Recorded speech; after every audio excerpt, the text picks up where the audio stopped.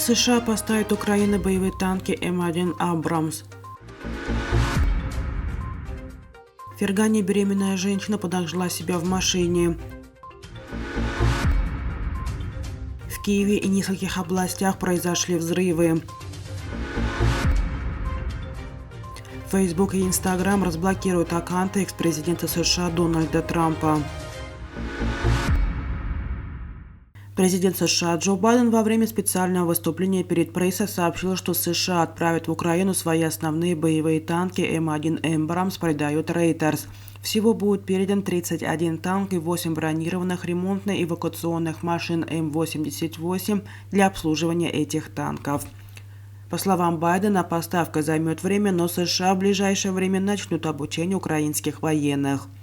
Bloomberg сообщает со ссылкой на источники, что США выделят $400 миллионов на производство танков М1 «Абрамс» для Украины.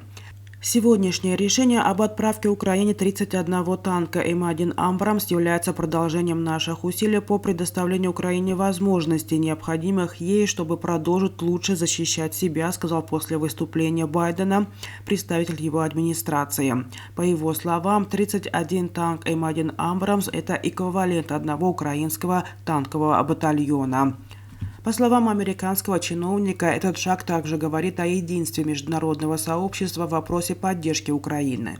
Ранее правительство Германии объявило об отправке в Украину 14 немецких танков «Леопард-2». Вооруженные силы Украины получат их уже через 3-4 месяца.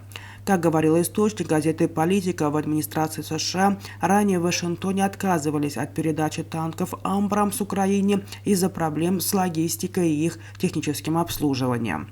По данным Wall Street Journal, США отправили на Украину танки «Абрамс», чтобы Германия одобрила передачу танков «Леопард».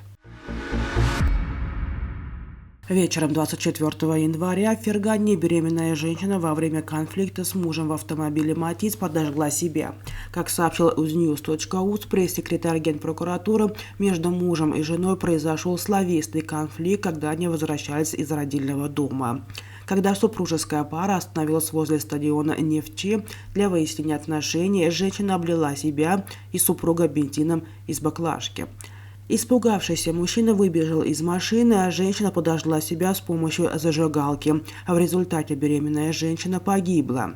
Приехавшие на место происшествия пожарные потушили пожар, а врачи скорой медицинской попытались спасти родившегося у погибшей женщины мальчика. Однако ребенок, несмотря на усилия врачей, скончался в больнице. Прокуратура Ферганы возбудила в отношении мужчины уголовное дело по статье «Доведение до самоубийства». Ведется следствие. В Киеве и нескольких областях Украины раздаются взрывы, об этом сообщают Суспільне и телеграм-канал «Карта воздушных тревог на Украине». В Киевской области работают системы ПВО, сказали в администрации. Возле города Обухова слышны взрывы, пишет канал. ПВО задействовано и в самой столице. Глава Офиса президента Украины Андрей Ермак в своем телеграм-канале сообщил, что ПВО работает по воздушным целям в нескольких регионах страны. Воздушная тревога объявлена в нескольких областях Украины, включая Одесскую, Полтавскую и Харьковскую. Противовоздушная оборона также работает в Херсонских и Запорожских областях. Издание «Страна.уа» сообщает о взрывах в Днепре, Запорожье, Вильнянске и Херсоне. По данным СМИ, в Днепре зафиксирован прилет, в сети распространяются фото пожара и дыма после него. Компания Meta, владеющая социальными сетями Facebook и Instagram, разблокирует учетные записи экс-президента США Дональда Трампа, который был забанен сразу на несколько крупных онлайн-платформах после штурма его сторонниками Капитолия в январе 2021 года. Об этом решении в среду, 25 января, сообщил президент Meta по глобальным вопросам Ник Клегг. Он уточнил, что аккаунты Трампа, Facebook и Instagram будут восстановлены в ближайшие недели, но этот шаг будет сопровождаться новыми ограничениями во избежание повторных нарушений. Если Трамп нарушит правила платформы, то ему вновь грозит бан на 2 года. Ранее микроблог Трампа в соцсети Твиттер разблокировал новый владелец сервиса Илон Маск. Однако бывший президент США в Твиттер пока не вернулся, предпочитая этой платформе основанную им Truth Social.